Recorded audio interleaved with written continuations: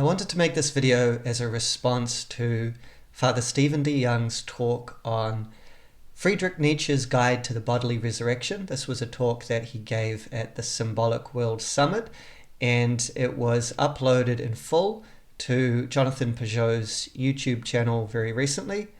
And it really is right there at the heart of some things that I'm thinking through at the moment.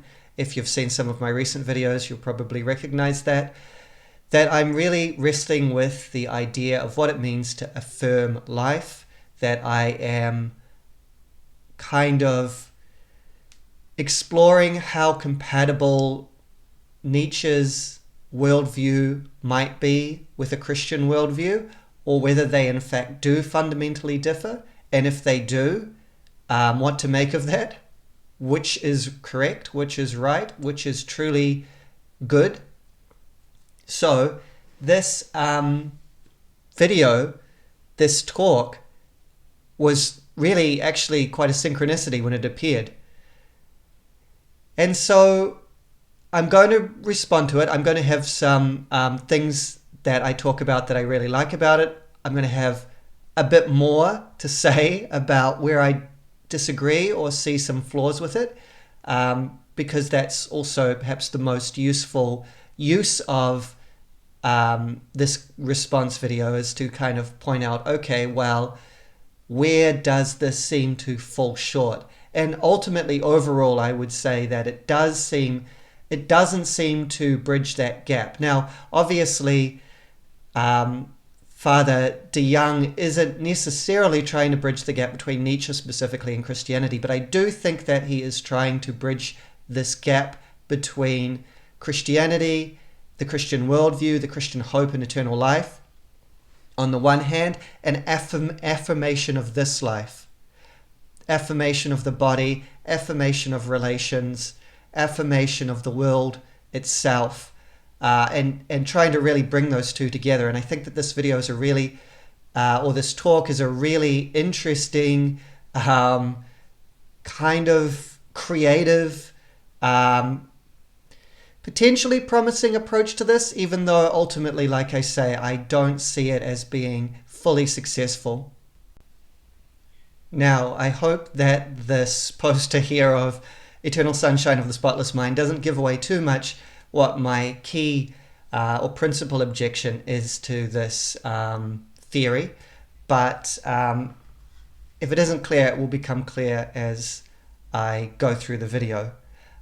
First of all, I should talk about what the actual view is that's being put forward here. So I'll play a clip in a minute. This is from later in the talk. This is where Jordan Peterson gets up on the stage and asks Father de Young some questions, and I found this part particularly helpful to kind of encapsulate Father de Young's view and sort of just put it all in one paragraph. So I'll play the clip now, and then talk a little bit about what exactly that might mean. Because I think what we mean by the resurrection of the dead on the last day is us coming back to inhabit not just this body in some sense, this physical body of this physical world in some sense, but to re-inhabit our lives. But our lives now purified of everything that was pain and suffering, and only those moments remain, and we live those moments. Okay, we sort of do that. In a timeless way. Well, we sort of do that when we. Obviously, Peterson's pretty eager to get his next thought in at the end of that. But I think this is a really nice snapshot or nutshell of the view being put forward here by Father de Young. So he says, I think what we mean by the resurrection of the dead on the last day, and these are obviously traditional beliefs in Christianity that go right back to the beginning, that in the creeds, the resurrection of the dead, the bodily resurrection on the day of judgment. So he says that he thinks that this means us coming back to inhabit not just this body in some sense, this physical body, this physical world, but to re-inhabit our lives, but our lives now purified of everything that was pain and suffering, and only those moments remain. He means here the good moments, and we live those moments in a timeless way. So this is very interesting. This is quite a creative interpretation, I would say. But the key thing here is it's kind of moving towards deeper affirmation of life, a deeper affirmation of our lives as they actually are, which is to say lives nested in time, not just the idea that our physical bodies will be reconstituted and they'll live a different kind of life, or a continuation of life in the future, but that the very lives that we lived here, the very lives that we live now, will in some sense become eternal. So I think this gives an overall sense. Watching this talk, I had a sense, I had an intuition, I had a kind of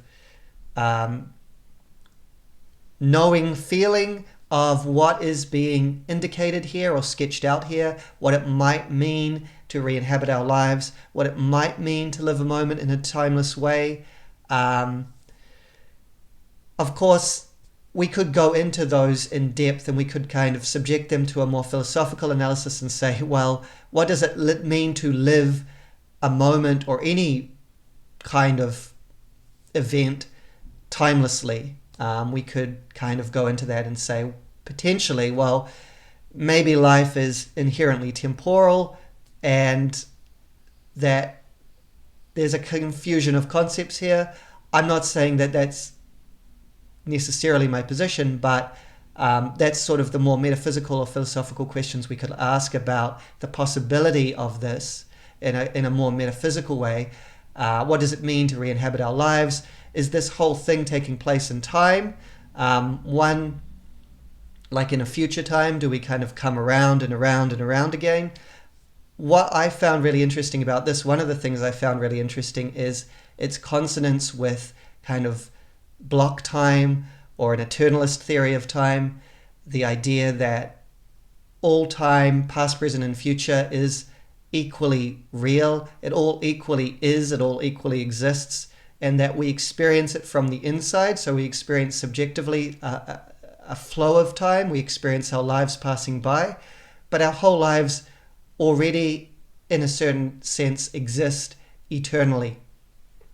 They are objects, they are shapes in space-time, space being simply another dimension, time being simply another dimension of space. So it has a real consonance with that view. I would also say, and that's kind of the view that relativity theory is predicated upon. I would say there is a certain tension with that view, because this is the idea here, we see it here in this quote, that our lives will be purified of everything that was pain and suffering. So the lives that we live now will not exactly be the lives that we live eternally.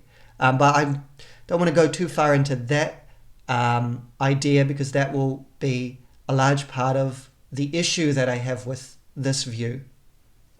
But for now, I just want to note that, yes, there are some metaphysical questions we could ask. There are some kind of philosophical questions we could ask about what this means, how conceivable this is, how metaphysically possible this is. But I want to mainly set those aside, because I want to focus more on the existential import of this. I want to focus on the kind of psychological, the existential, sort of the embodied meaning of this, implications of this, and see how that plays out, because I think that is kind of what is central here to this question in a large way.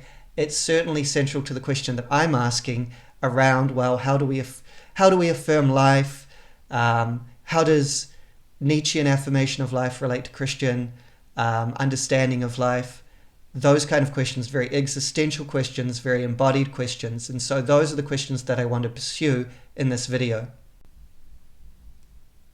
So before I go into my kind of critique, I want to first acknowledge what I found really good about this talk.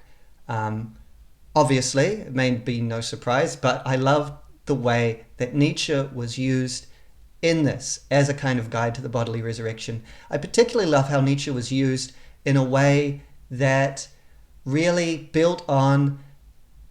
positively built on the things that he was saying, rather than sort of using Nietzsche as a foil or using Nietzsche as someone to argue against. Now, I think that ultimately the view that Father de Jong is putting forward here is against what Nietzsche is arguing for. I'll talk about that in a minute, but that wasn't kind of dwelt on. Nietzsche was used sort of in a way as a springboard, as a jumping off point to say, for instance, that the soul is not this distinct thing from the body, that is our true self, and the body is not, but is the life of the body, for instance. Quoting from Thus Spoke Zarathustra, and really emphasizing the consonance that view has with Christianity as Father de Jong sees it. Also, of course, invoking the eternal return as being the jumping off point for this theory of afterlife, or a reliving of this life, or however you want to phrase it. That was really cool as well. And yeah, I just really appreciated that Nietzsche, when Christians talk about Nietzsche, I've found, it seems like even when they're acknowledging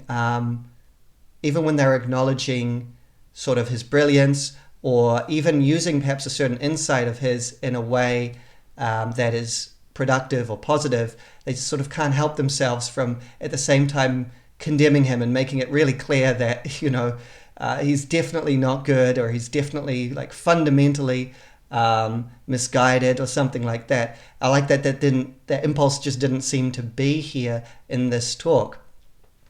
So I found that really good. I found that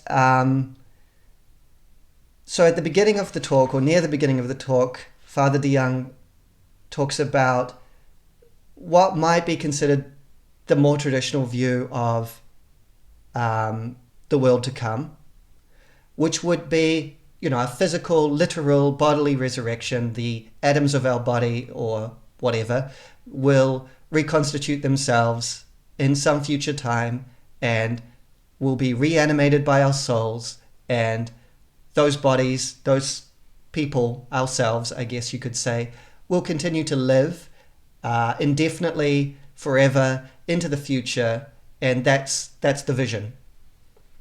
And I think Father Stephen de Jong quite rightly has a problem with that. I think a lot of people, when they really think deeply into that idea, and maybe this is just me, maybe this isn't an experience that people have, but I feel like if we really think deeply into that idea, it isn't actually as appealing as it first seems to be, that in fact this eternal life, as Father de Jong says, endless succession of moments, or an eternal succession of moments. So this idea of eternity as eternal duration or eternal continuation isn't as attractive as we think. The bliss, he says, would eventually die away.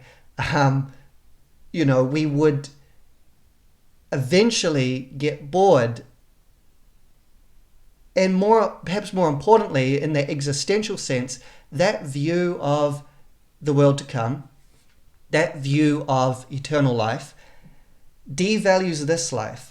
He mentions how this life would become a distant memory. This life would become so estranged from, so distant from, so almost disconnected from this endlessly growing continuation of life, or this endlessly growing future life, as to become almost irrelevant.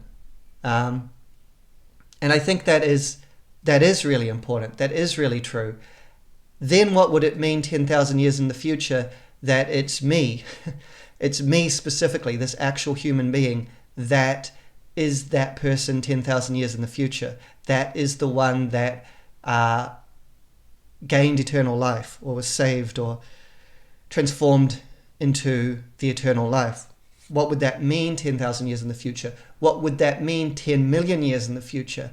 So you would get this disconnect or this distancing from life as it is. Instead, Father De Young talks about how life is actually defined by, well, it's defined by a few things. I've already mentioned the body, and that's a point of real consonance between Nietzsche and Christianity. I think it's mostly fair to say Christianity. These things always have nuances, but the impulse of Christianity certainly is for a bodily resurrection. I did mention that it is in the creeds. It seems that it was there right at the beginning. It's the Pharisaic doctrine that Jesus adopted, that his immediate disciples adopted, that is how they interpreted his resurrection appearances, whether or not they were physical resurrection. I'm pretty agnostic on that point. But in any case, that features right from the start of Christianity. And so I think it's fair to say that Christianity does value the body, and it's fair to say that it doesn't disvalue the body in a Gnostic sense. It doesn't say that, the body is something to be simply shed, to be cast away, that it's inherently sinful or something like that, because of this notion of resurrection of the dead. And you could also say because of Christ's resurrection as well. So who we are is defined not just by our soul, but by our body. Likewise, who we are is defined by our relations with others. So our relations are what define us. Father De Young, I think he talks about, he's defined as a husband by his wife, as a priest by, his relation with the church. So these relations with his actual wife, with the actual church, they all contribute to his identity as this particular person, as this actual human being, this actual individual person. And so I really love that. And then finally we get to this other thing, which is time. So time also defines us. So the body, we are our bodies, we are our relations with others, or perhaps with institutions or things, but we are also, we exist in time. We are temporal beings. And so this is the really interesting, creative move, maybe genius move potentially, that Stephen De Young makes, which is to actually say that the life that will become eternal is our life in a temporal sense as well.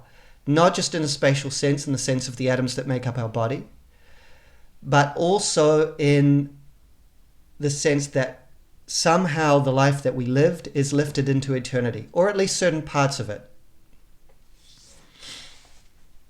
The actual experiences, the actual events of our lives, or some of them at least, are eternalized, and it's there's philosophical issues here. I'm kind of relying on your ability to, and Father De Young is relying on our ability to have some kind of intuitive grasp of what that could be, what it could mean to lift a moment into eternity, what it could mean to experience an event or an experience in a timeless way. There is, I think, some sense in which we can get at that intuitively. What that means, how truthful that is, how that gets into the nature of being itself, or gets at the nature of being itself, or is merely sort of a mirage. I don't want to get into that, but that's the idea. So time is lifted up into eternity. The time of our life is lifted up in a sense into eternity, and we relive it in a sense again and again. And this is where Father De Young invokes Nietzsche's eternal return. This is the idea that Nietzsche had, that our lives will be lived over and over and over again. And so that places a certain burden on us, or it gives us a certain challenge, which is how will we experience that? what attitude will we take to life? How will we live our lives in such a way that we not only could bear to live them over and over again eternally, but would actively want to live them over and over again eternally? So those are some of the things I really liked about the talk. Now, before I go on to some of the issues that I had with it, I want to kind of put forward the Nietzschean position, what Nietzsche is actually arguing for, because I feel like that was not explicitly unraveled. And it didn't really need to be, because the talk is a Christian talk for a Christian audience, for a Christian purpose. So Nietzsche is the springboard, Nietzsche is the jumping off point, but in a way we don't really need to get an accurate view of what Nietzsche is proposing. Nevertheless, for me, and perhaps for you who are listening to this video, it might be helpful to see what Nietzsche is proposing and how that is actually in tension with what Father de Jong then goes on to develop. So he reads a quote, I think it is just before the 30-minute mark. He reads a couple of quotes actually from Thus Spoke Zarathustra. I'm going to read the second one in the translation that I have, which is the Hollingdale translation, because I think that it is clearer and pretty much better, but particularly clearer. I think that's really important, because in that very quote that he reads out, you can actually see that Nietzsche is saying something different and something more than what Father de Jong goes on to develop. And I even take issue with how Father de Jong interprets that passage in what follows. And I'll talk about that in a minute. But first, I'll just read out this quote in this different translation. And obviously, there's philosophical ideas. There's also a certain energy. There's a certain euphoria. There's a certain feeling in this as well. And just like to think about time lifted into eternity requires a kind of intuitive leap, I think that here one requires an intuitive leap in considering, what does this mean? What does this actually mean? But I will read the quote now. So this is from Thus Spoke Zarathustra, Book 4, Chapter 19, and it is section 11 of that. All joy wants the eternity of all things, wants honey, wants dregs, wants intoxicated midnight, wants graves, wants the consolation of graveside tears, wants gilded sunsets. What does joy not want? It is thirstier, warmer, hungrier, more fearful, more secret than all woe. It wants itself. It bites into itself. The will of the ring wrestles within it. It wants love. It wants hatred. It is superabundant. It gives, throws away, begs for someone to take it, thanks him who takes. It would like to be hated. So rich is joy that it thirsts for woe, for hell, for hatred, for shame, for the lame, for the world, for it knows, oh, it knows this world. You higher men, joy longs for you, joy the intractable, blissful, for your woe, you ill-constituted. All eternal joy longs for the ill-constituted, for all joy wants itself, therefore it also wants heart's agony. O happiness, O pain, O break heart, you higher men, learn this, learn that joy wants eternity, joy wants the eternity of all things, wants deep, deep, deep eternity. So how Father de Jong then goes on to interpret this, or at least the framing of it that he uses as a jumping off point for developing his theory, is the idea that that joy justifies, or joy can be so great as to justify the whole of life, can be so great as to justify all the bad parts of life, all the suffering, all the woe, etc. And from this, he can go on to talk about those moments of joy being lifted into eternity. But I think what Nietzsche is saying is actually different. This is Nietzsche's so-called Dionysian worldview. This is the idea that it's not just that joy helps us to accept the suffering of life, as though to say, well, suffering's still bad, but joy is good, and on this side of the scale I have a bit more joy than suffering, and therefore I'll accept the suffering because, ultimately I come off with more joy. That's not what Nietzsche is getting at. Nietzsche is getting at something deeper. And, you see this in the line. So rich is joy that it thirsts for woe, for hell, for hatred, for shame. I think what Nietzsche is saying here, and I think that the Dionysian worldview is saying that, yes, joy is deeper than woe, joy is deeper than suffering, but joy transforms suffering without removing it. It transforms the negative aspects of existence without removing, in a certain sense, their negative quality. There is still death, there is still suffering, there is still the failures, there is still vice, there is still agony. All of this still exists, but there's a kind of way of being, or there's something in being, underlying being, that actually wants this, that actually experiences this as bliss or joy. And this is very closely entwined with Nietzsche's view of life as will to power. Life wants more of life. Life wants life with all of the experiences, with all of the possibilities that life can contain. The overall feeling of this, or the overall, if you can even call it a feeling on such a deep level, but the overall direction, the overall orientation, the overall valence of this is fundamentally of joy and affirmation. But within that joy and affirmation is negation, is the bad, but the bad transfigured, is in as much as a human being can kind of tap into this universal life impulse. One then sees that the pain, the suffering, the negation, the death, all of this is itself affirmable. All of this is itself, in a certain sense, good.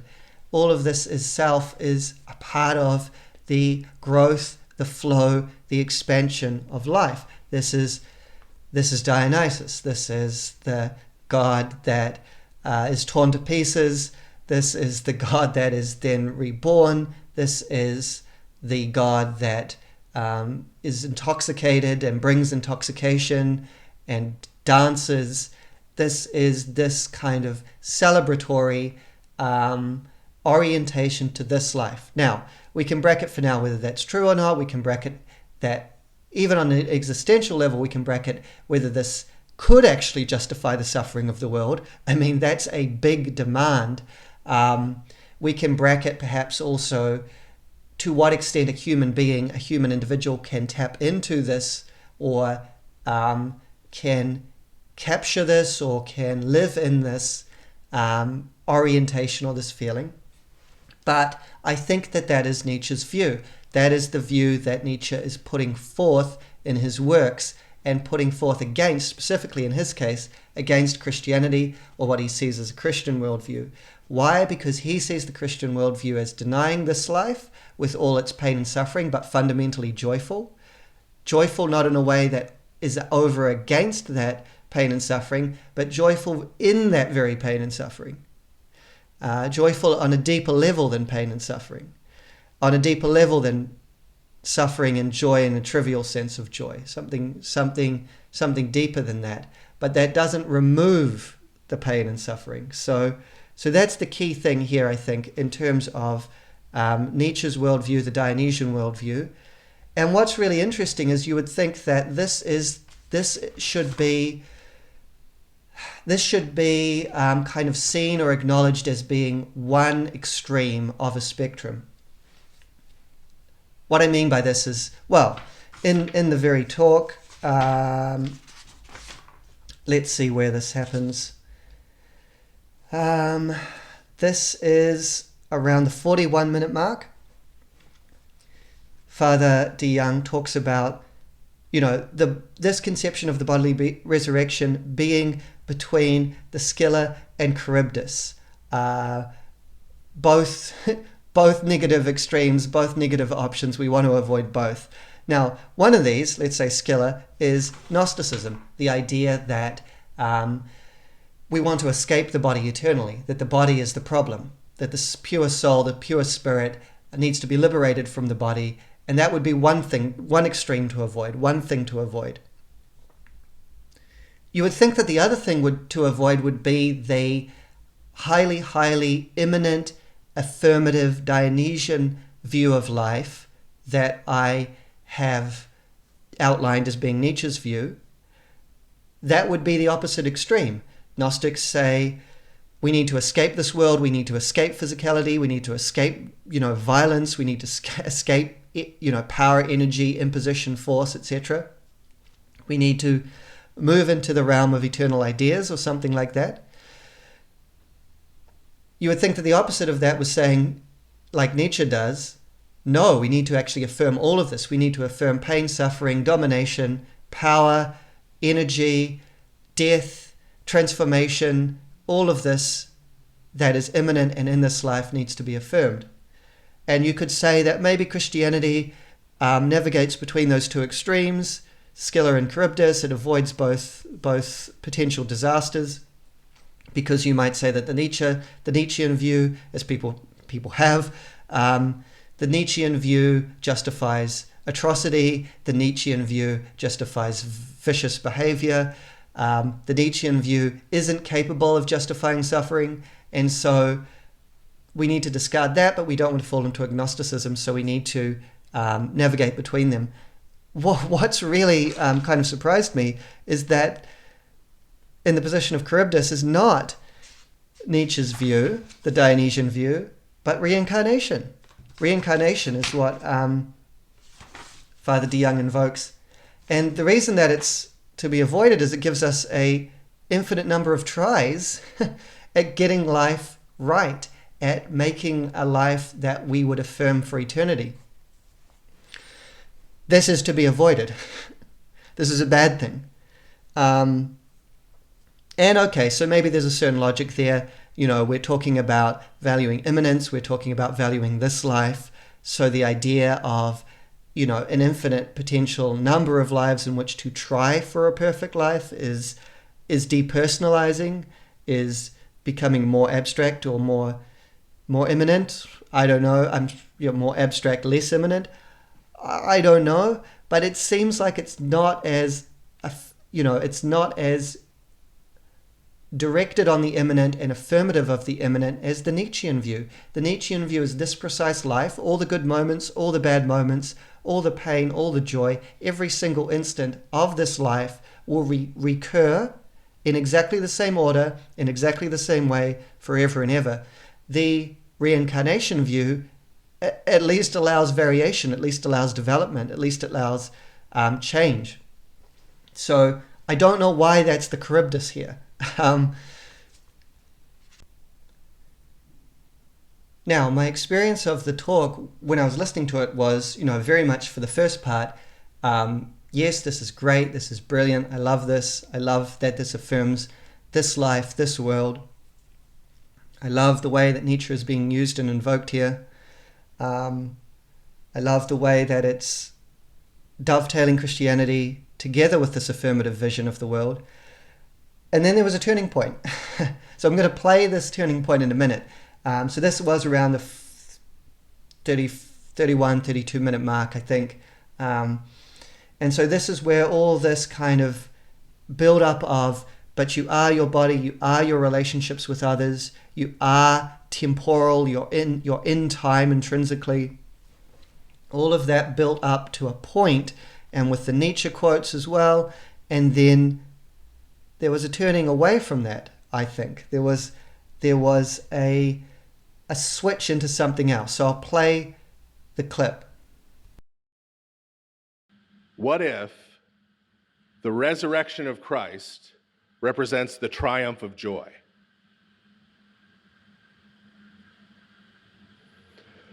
What if what it means is that joy has now become eternal without accepting the rest? Joy has become eternal, putting to death the rest, the pain, the heartbreak, the sorrow.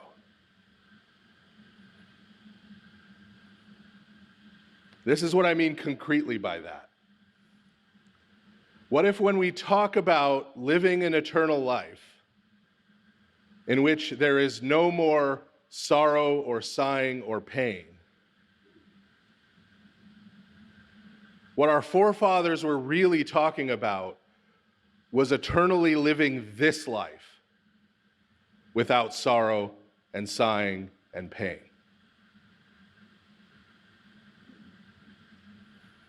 They were talking about the actual times that we live, the actual moments we experience, all of them that are blessed, all of them that are permeated by God's love, all of them that are filled with joy. Those become eternal. Those become the life that we have forever. And everything else is burned away. Everything else dies away. Everything else is thrown away.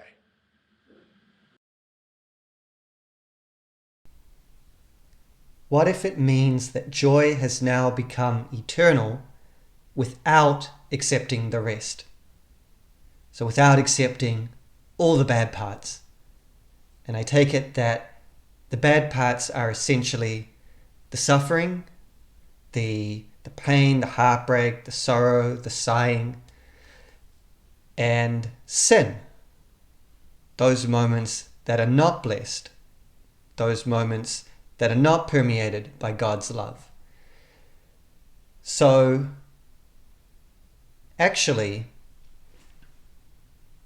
it's not the whole of my life that is raised to eternity, but it is those privileged moments, those times of my life that are good.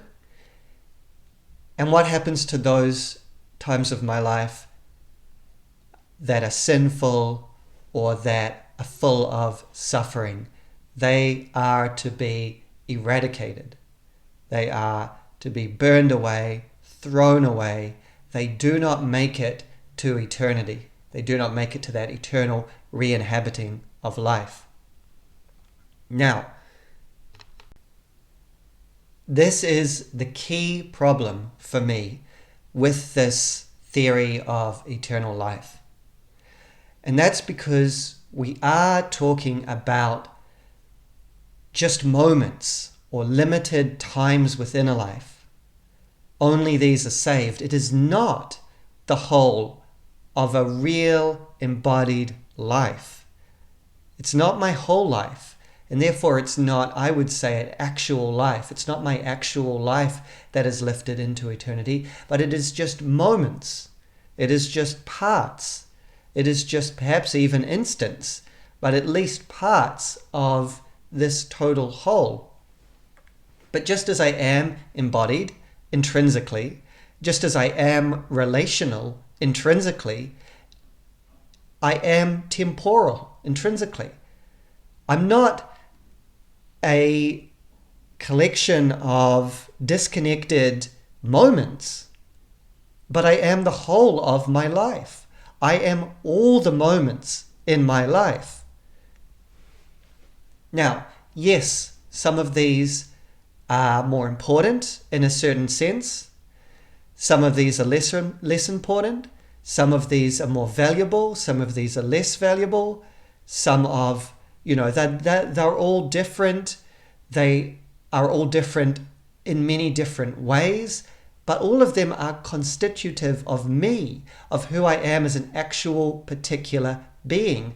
And I don't think that one can just separate them out and still retain that actual particular individual being. The problem is that they all constitute my life, just as all my relationships constitute my life, just as all of my body constitutes my physical life. All the moments of my life constitute my life. And B, they are all actually interconnected, so that I as I am now, in this particular point in my life, am completely shaped and determined by the things that I have experienced, by the things that I have done in the past.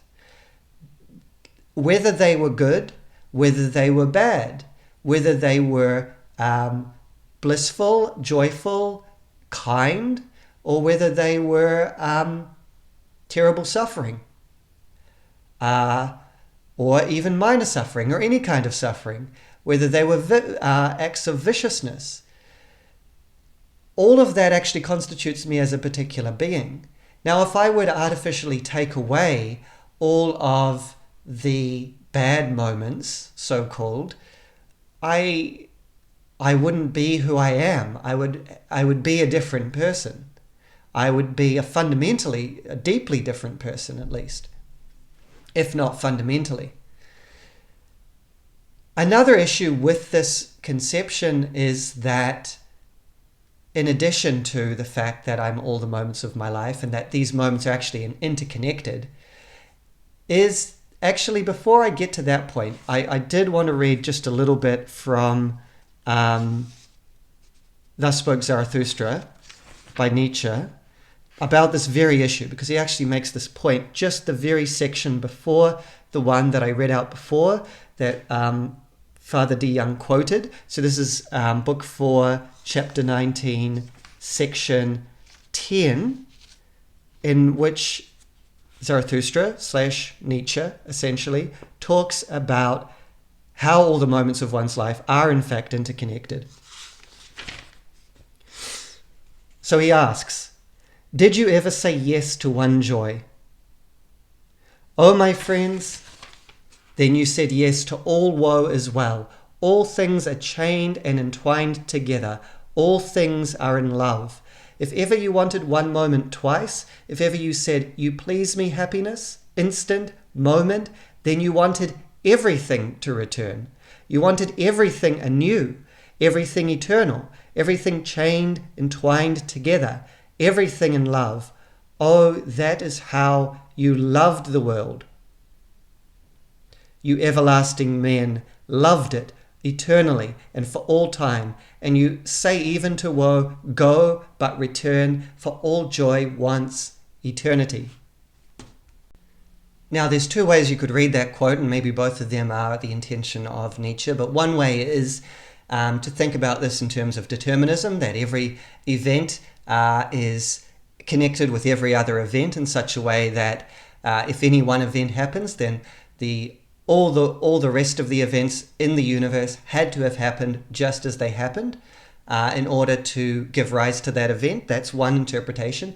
But another interpretation, I think, is simply to say that if you're having an experience of joy in your life, then you're being here now at this time with this perspective, with this kind of psyche that you have, with these capacities that you have, with this personality that you have. All of this is determined by all the things that you have experienced in your life, and all of those things include suffering. In fact, I would say they necessarily include suffering, in the sense that life itself includes suffering, in the sense that growth and learning necessarily includes suffering. I would go further than that and actually say in the sense that growth and learning inherently require sin.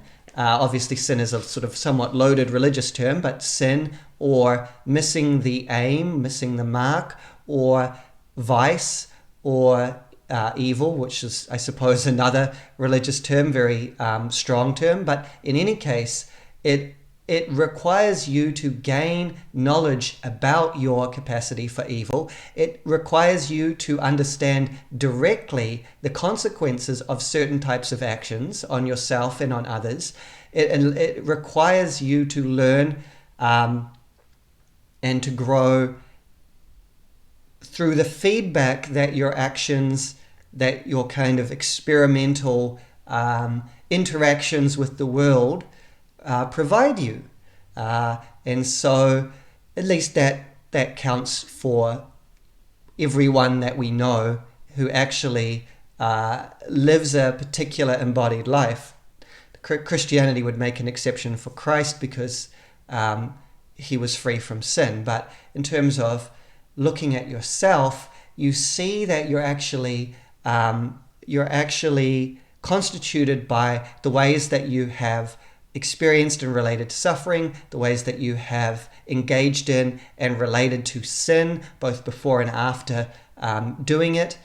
All of this goes to make you up as a person. And on that note, I get to my fourth little sub-bullet point, which is that sin and suffering, they can be integral to a good life. So that's another and a further reason why you wouldn't want to necessarily cut them off and excise them from your memory, eradicate them in the eternal life, because it depends on how you relate to them.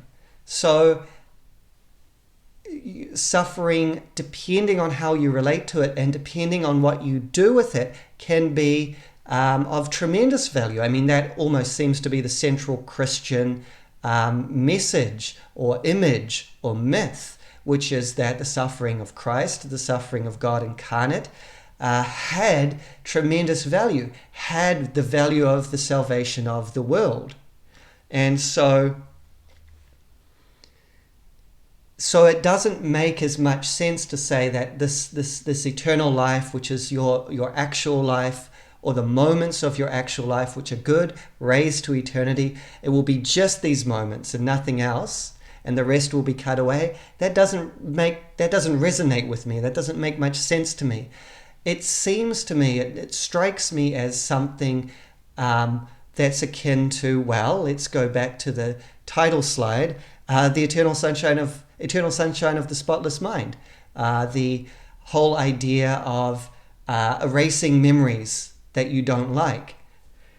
And obviously there's a certain appeal to this, and there's also a certain horror of it as well, and the movie is successful in part because it plays with that tension. But I think ultimately, at least for me, and I think for a lot of people, we want to say, no, I actually don't want my memories erased. I wouldn't want to take up this offer if I was given it. That even if I have unpleasant memories, unpleasant experiences, unpleasant relationships, unpleasant things that I've done in the past, they still constitute me as a person. They are still actually valuable. They're still valuable to me. They still are me. And even if I, in a certain limited sense, disown them in the sense that I move beyond them or learn from them, if it's the case of sin that we're talking about, then even then, the fact that I was able to make that movement is partly dependent on the fact that I, did that thing in the first place. That I did that thing in the first place is dependent on the fact that I was the being that I was at that time. Everything, again, is interconnected in an individual life. And so it seems like that if we would reject this option, this kind of sci-fi option of memory excision or memory excision, let's keep it at that, within this life, we would also have the same instinct or intuition in regard to eternal life. Or at least that's what it seems to me. So a good illustration of this maybe is to think about Christ. Now, it's complicated because in the Christian vision, Christ is both God and man. But as a man at least, presumably his destiny would be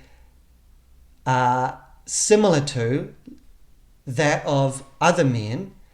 And so what are we to imagine Christ's eternal life? Christ's eternal life that is after his incarnation, so to speak, after his ascension into heaven.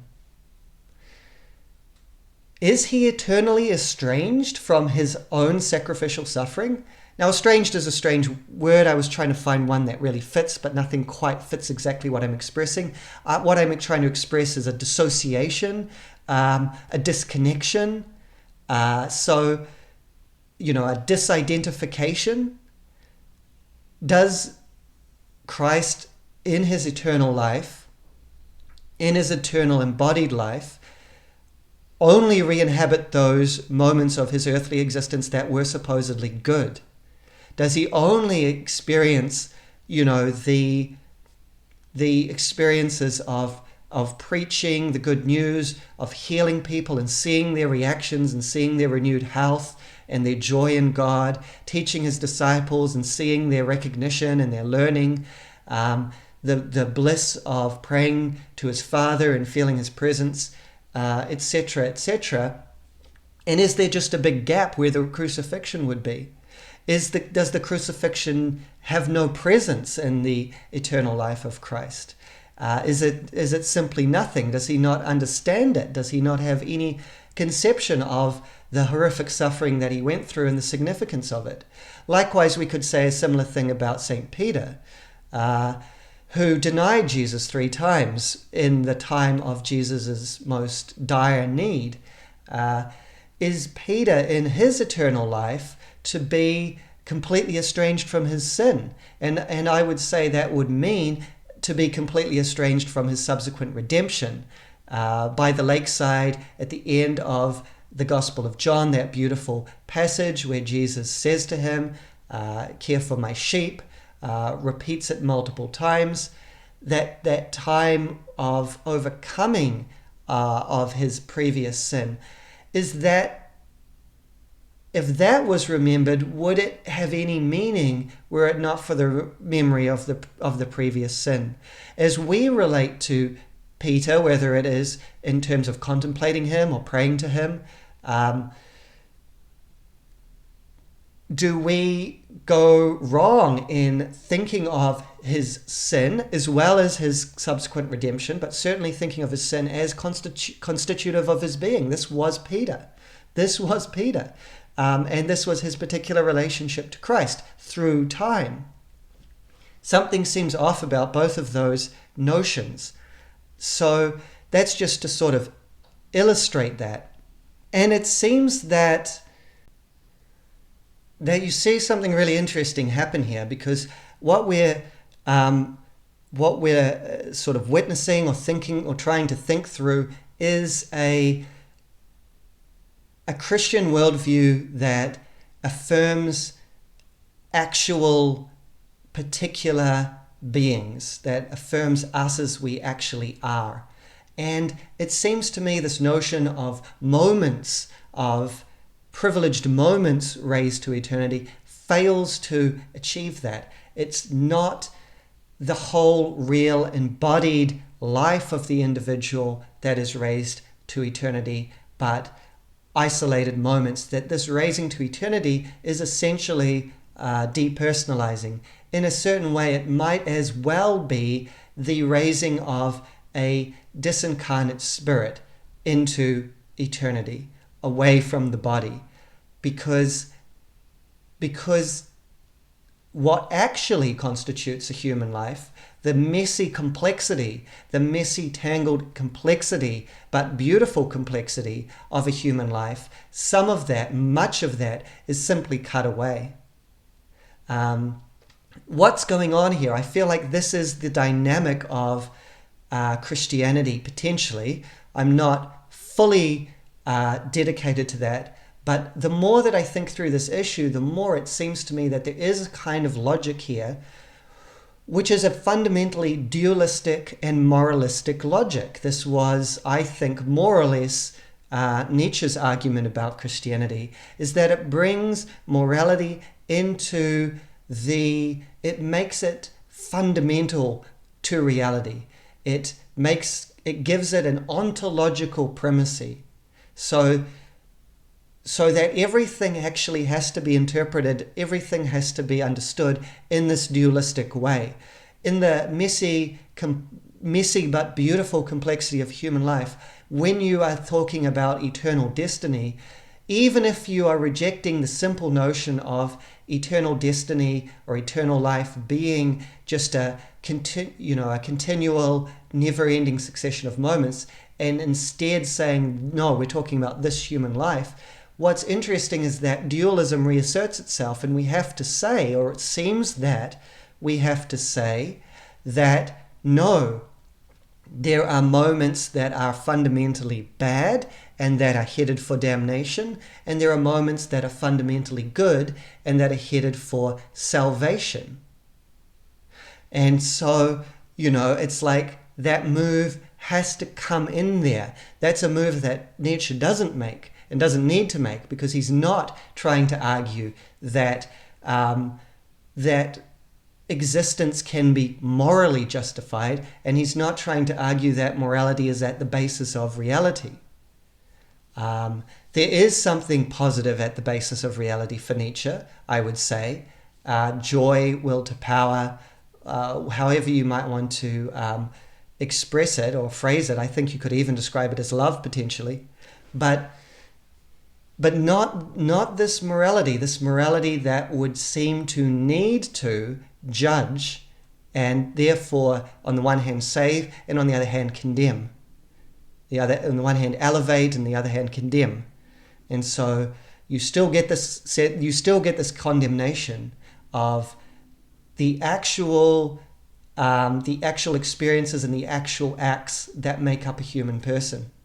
And so I feel that at that point, the attempt to unite this affirmation of immanent existence with this sort of glorious vision of eternal resurrection, it fails at this point. And that may be because that is the logic of the Christian worldview. It may be. I'm willing to be proven wrong on that. But that's what it seems. It seems to keep reasserting itself in different attempts that are made to find a way to bridge the gap between those two worldviews. If you have a different perspective on this, or if you have a way that you think that can be bridged, I would love to hear it. So moving to my second point. Now, the first one was the main issue, really. It's the existential issue. It's the sense that, well, even if this is true, like, is it me being saved? And, do I really want that? Like, is it my life being raised into eternity, or a bunch of kind of disconnected, dissociated fragments of my life? The second point is, so in that sense, it's more of a criticism from a Nietzschean perspective. The second point is a kind of critique from a Christian perspective, and that is, well, what of Jesus' bodily resurrection? In the Gospels, the empty tomb, the physically touching Jesus' body, Jesus' resurrected body, his interactions with his disciples. This seems to be a real continuation of Jesus' life, not just a reliving of it. Sure, it has resonances with the life that he lived, but there's new content, there's new interactions, there's new events. Certainly, especially importantly for Peter, that's essential for Peter. It's not just a reliving of something that Peter had already experienced. It's something new, something certainly for Peter unexpected. There's new content, there's novelty. So Jesus' bodily resurrection then suggests more of the eternal life or the resurrection of the dead being a continuation of life rather than a reinhabiting or reliving of one's own life. And if not, then it seems out of place. What's the purpose of that? Is it merely a metaphor? Jesus didn't physically rise from the dead. I don't see someone like Father DeYoung, but I could be wrong, but I don't see him arguing for that or advocating that view. Did the bodily resurrection of Jesus actually happen? But it's a kind of physical or actual metaphor for something that's going to happen to all of us in a different way. That is to say, the matter of our bodies won't be reconstituted, but this kind of re-inhabiting or reliving of our lives is the real destiny, and that Jesus' miraculous resurrection of his body, this is just a metaphor. Again, that seems quite forced, and that doesn't seem like the immediate followers of Jesus. It doesn't seem like the view that they held. But, perhaps I'm wrong there. Father DeYoung does quote from the letter of John, although is that written by the John of the Gospels, the immediate follower of Jesus? I don't know where the scholarship sits on that, but at least in the stories of the Gospels, it seems like the emphasis really is on this is Jesus, the forerunner of what's going to happen to all of us, living a continued existence in his resurrected body. And so that would be a problem from a Christian perspective. And this kind of leads into the third point, which is that, well, from a Christian perspective, you would think you would want the best afterlife, or let's say eternal destiny. You would want the best that you could have. You would expect that God would offer, in a sense, the best that could be had. And so in that sense, it does seem somewhat of a disappointment because, again, this is the lifting of specific moments of my life that I've already lived and that is already therefore defined and constrained into eternity.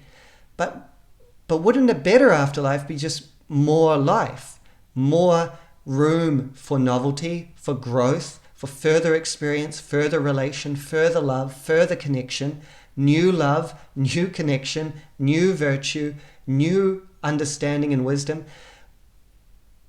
That actually seems to be the direction that's sort of a fundamental aspect to human beings. That's the impulse, the orientation, the direction of the human being and perhaps of life itself. And so it does seem a bit of a disappointment to say, well, look, you've got what you have acquired, and maybe you live it in a deeper way. Maybe there's depths which you haven't yet plumbed of those experiences of connection, of those experiences of love that you've already experienced, of those experiences of virtue or prayer or whatever it may be. But still, it seems that you could have that, and you could have more life, more growth, more, this continuation. Now, again, is there conceptual problems with that notion of life as just a continuous succession of moments, or eternal life as a continuous, never-ending succession of moments? Yes, absolutely. But this is not what I'm focusing on here. I'm focusing on the kind of emotional power or valence or the level of human desire. It may be, in fact, that this is actually the eternal succession of moments view is simply incoherent, and for that reason it can't be offered as an option, and so therefore this is the only option that can be offered. That could be true. That could be true, potentially. But still, there is a tension there, I think, in terms of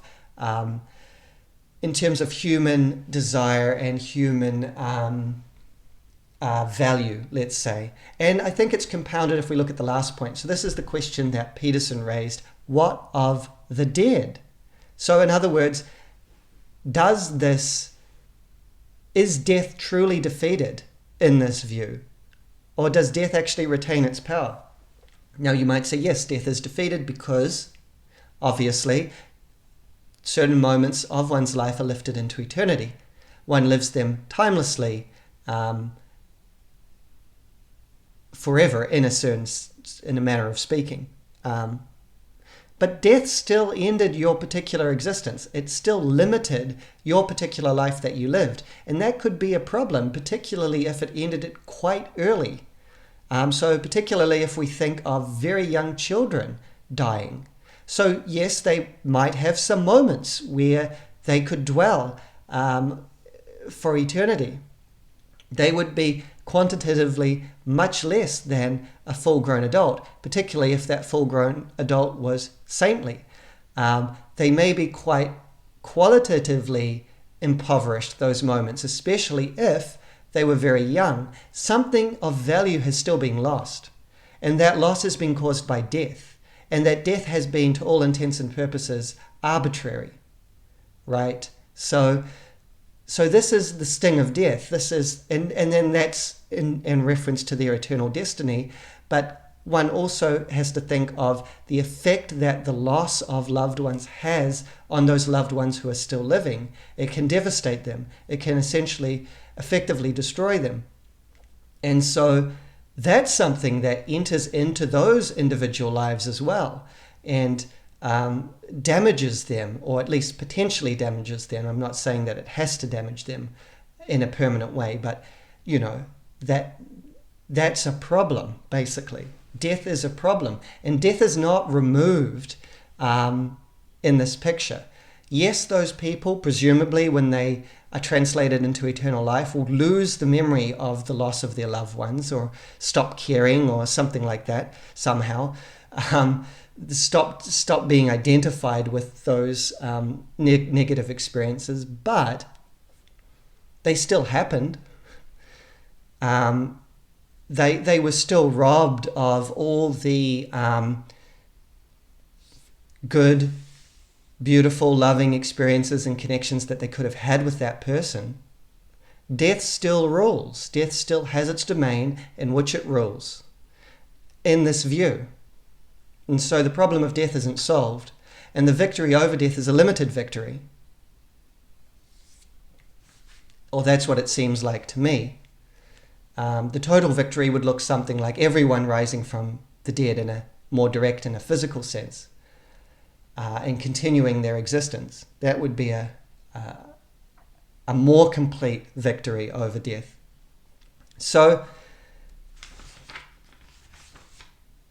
yeah, I mean, those would be my critiques. Those would be the issues that I have with this. I don't think that it...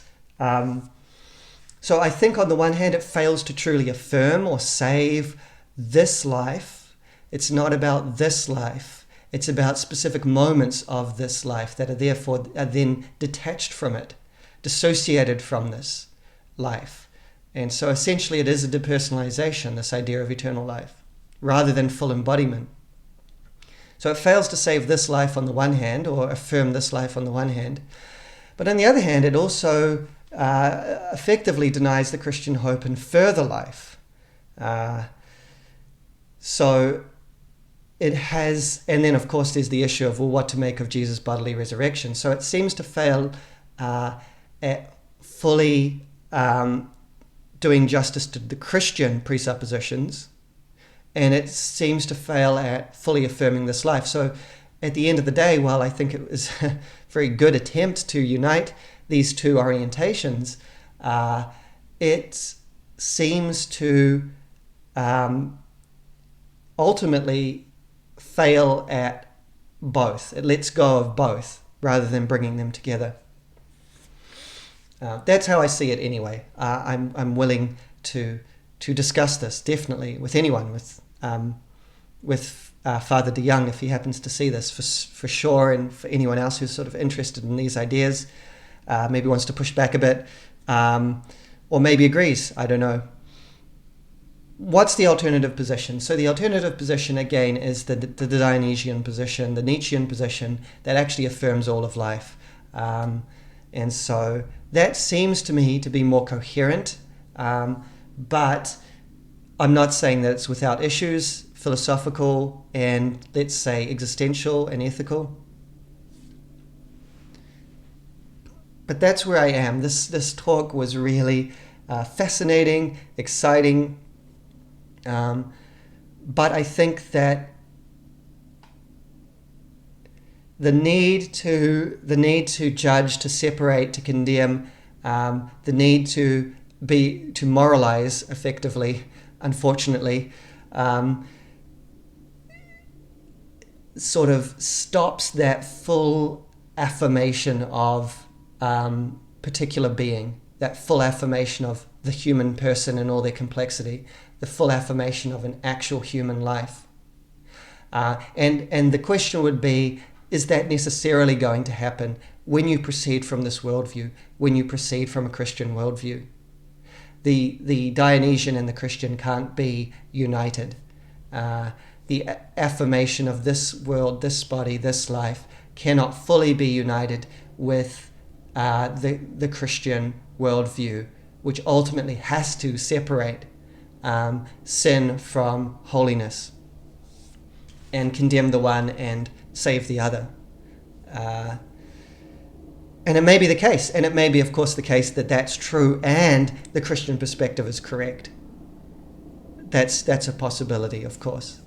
But if it's correct, then I'm gravely in error, because my instincts and my intuition very much resonate with the Nietzschean view and the desire to affirm and to love that which is actual, and people in their actual manifold complexity, the bad, the good, all of that. So that's where I'll leave this today. I hope that this was helpful or interesting, or at least stimulated some thoughts, even if those thoughts are GP, you're wrong. If you think so, please, or if you have any thoughts, please share them in the comments. I try and engage with all the people who comment on my videos. If you enjoyed it, hit the like button. If you happen to come across it and you haven't seen my channel and you find this kind of content interesting, a lot of the other videos that I'm making lately deal with a similar topic, or deal with this kind of topic in different ways. So you might want to consider subscribing. But regardless, thank you for listening.